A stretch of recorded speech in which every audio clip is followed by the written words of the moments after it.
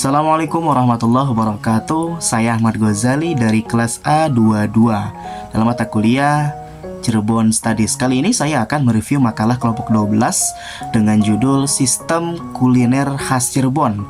Nah, dalam review kali ini yang akan kita bahas yaitu beberapa jenis kuliner khas Cirebon. Di antaranya ada empal gentong, ada sate kalong, kemudian ada sega jamblang, kemudian ada nasi bogona, ada docang, dan lain sebagainya. Oke, langsung saja kita simak penjelasan berikut ini. Yang pertama yakni sega jamblang. Sega jamblang atau nasi jamblang dalam bahasa Indonesianya adalah makanan khas masyarakat kota Cirebon, Jawa Barat. Nama jamblang itu berasal dari nama daerah di sebelah barat kota Cirebon, tempat asal pedagang makanan tersebut.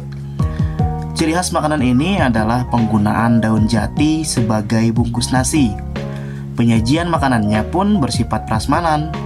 Menu yang tersedia antara lain sambal goreng atau yang agak manis, tahu sayur, paru-paru, semur hati atau daging, perkedel, sate kentang, telur dadar atau telur goreng, telur masak, sambal goreng, semur ikan, ikan asin, tahu dan tempe.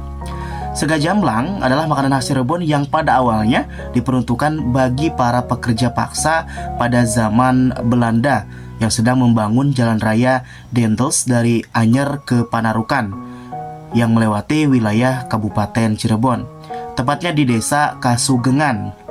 Sega jamblang saat itu dibungkus dengan daun jati, mengingat bila dibungkus dengan daun pisang kurang tahan lama, sedangkan jika dengan daun jati bisa tahan lama dan tetap terasa pulen. Hal ini karena daun jati memiliki pori-pori yang membantu nasi tetap terjaga kualitasnya meskipun disimpan dalam waktu yang lama.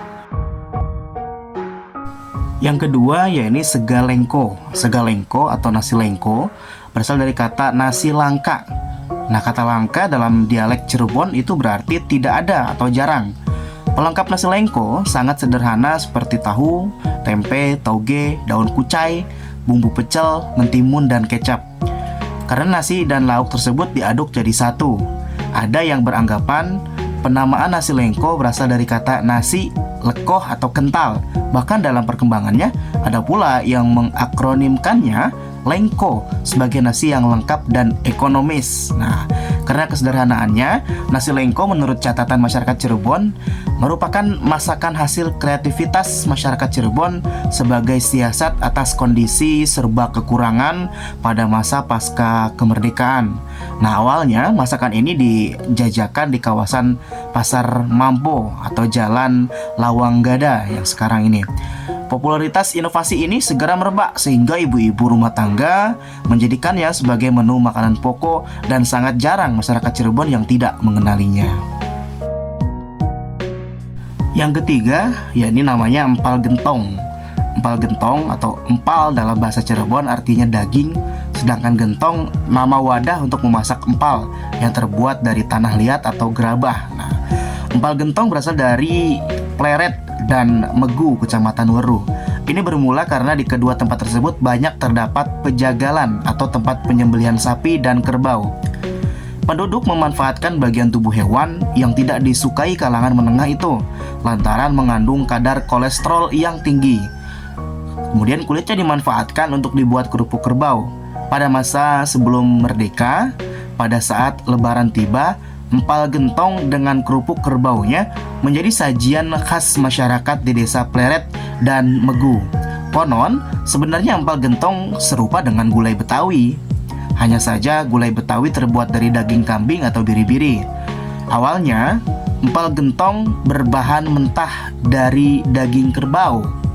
Dalam perkembangannya, karena daging kerbau semakin langka, maka banyak yang beralih ke bahan daging dan jeroan sapi. Sedangkan kulitnya dibuat kerupuk menggantikan kerupuk kerbau yang juga semakin langka. Bumbunya meliputi bawang merah, bawang putih, garam, kucai, dan bawang goreng. Nah, empal gentong juga merupakan makanan jajanan atau makanan ini bisa disantap kapan saja oleh masyarakat karena pedagangnya selalu ada, baik itu di pagi, siang, sore, atau bahkan malam hari. Yang keempat yakni segabogana. Segabogana yang ada awalnya memiliki arti nasi seadanya, merupakan nasi syukuran khas Cirebon, Jawa Barat. Bogana berasal dari bahasa Sunda yang artinya adalah saboga bogana atau saaya-ayana, yang berarti seada-adanya atau semampunya. Nah, nasi bogana di Keraton Kacirebonan menjadi makanan khas Cirebon atau makanan khas keraton yang biasa disajikan pada saat upacara-upacara tradisi. Nasi syukuran berupa tumpeng, nasi kuning dengan pelengkap lauk pauk seadanya. Biasanya seperti tahu tempe, telur ayam, dan ayam, semuanya dimasak dengan bumbu kuning. Tumpeng melambangkan kesatuan dengan Tuhan, warna kuning melambangkan keagungan. Nah, lebih condong seperti nasi kuning tapi dengan bubuk kelapa. Kunyit juga berkhasiat untuk menghangatkan tubuh. Nasi bogana juga biasanya selalu dihidangkan saat acara tradisi Surawan, Rajaban, dan Syakbanan. Sultan Kacirebonan Abdul Ghani berinovasi mengenalkan kepada masyarakat luas salah satu menu unik kerajaan, yaitu nasi bogana. Ia membuat gagasan Pawona Bogana, sebuah konsep wisata kuliner yang tidak hanya sekedar untuk tujuan profit, tetapi untuk mendukung dan menarik wisatawan ke Keraton Kacirebonan. Yang kelima itu ada namanya sate kalong. Sate kalong bukan kalong yang sesungguhnya. Mereka menyebut sate kalong hanya karena makanan ini dijajakan khusus pada malam hari. Nah, di sepanjang jalan Pencinan, Cirebon, yang pada masa Wali Kota Kumaidi Syafruddin dikenal sebagai Pujamari atau pusat jajanan malam hari, terlihat beberapa pedagang sate kalong. Nah, sate kalong yang dimaksud ternyata terbuat dari kulit sapi. Pada masa lalu, ketika ternak kerbau masih tersedia, sate ini dimasak dengan bahan baku daging dan kulit kerbau. Rasa sate ini ada yang gurih, asin, dan manis. Sambalnya pun secara khusus terbuat dari dage atau oncom Sunda. Sate ini hanya ada di kota Cirebon dan telah menjadi tetengger sejak puluhan tahun lalu. Sate khas Cirebon yang terbuat dari bahan dasar daging kerbau disebut sate kalong karena memang cara dagangnya dilakukan pada malam hari, yang oleh masyarakat setempat disebut sebagai ngalong. Sate kalong hingga kini masih bisa dijumpai di Jalan Pecinan atau Pujamari, Kota Cirebon pada malam hari. Dan kini nasib pedagang sate kalong rupanya harus bersaing dengan masakan daging kalong yang sesungguhnya. Sayangnya, masakan daging kalong ini masih kurang populer karena pada sebagian masyarakat masih merasakan jijik jika melihat kalong yang bentuk tubuhnya mirip tikus bersayap. Nah, berburu kalong yang dilakukan masyarakat Cirebon bagian utara ketika musim buah tiba. Nah, menjala kalong ini bukan merupakan tradisi resmi yang wajib dilakukan, tetapi merupakan pekerjaan iseng sebagai pengisi waktu senggang. Nah, yang terakhir yaitu docang. Docang itu adalah makanan khas yang memang terdiri dari uraban atau campuran berbagai bahan makanan, dari mulai dage atau oncom Sunda, daun singkong, kerupuk, lontong, sambal, dan bumbu-bumbuan. Terdiri dari campuran yang lekat, namun sangat nikmat jika disantap. Nah, makanan ini merupakan makanan konsumsi yang biasa dimakan setiap hari oleh masyarakat, baik pagi, siang, maupun petang hari. Docang sendiri itu berasal dari kata godongan kacang, yang berarti sebagian besar kuahnya terdiri dari kacang-kacangan, seperti dage atau oncom, toge, kelapa, dan daun-daunan seperti daun paya, daun singkong dicampur parutan kelapa. Nah, lahir di daerah pertanian yang sangat kaya dengan tanaman kacang dan dedaunan. Daerah-daerah itu diantaranya Desa Kaliwadas, Tegalsari, Megu, Kecamatan Weru, Kabupaten Cirebon.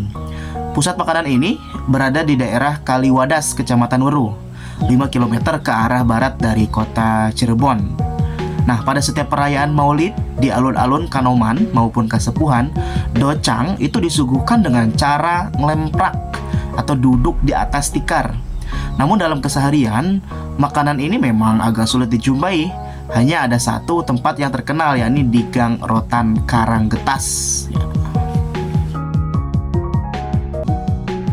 Dan itu tadi beberapa kuliner khas Cirebon yang bisa saya sampaikan.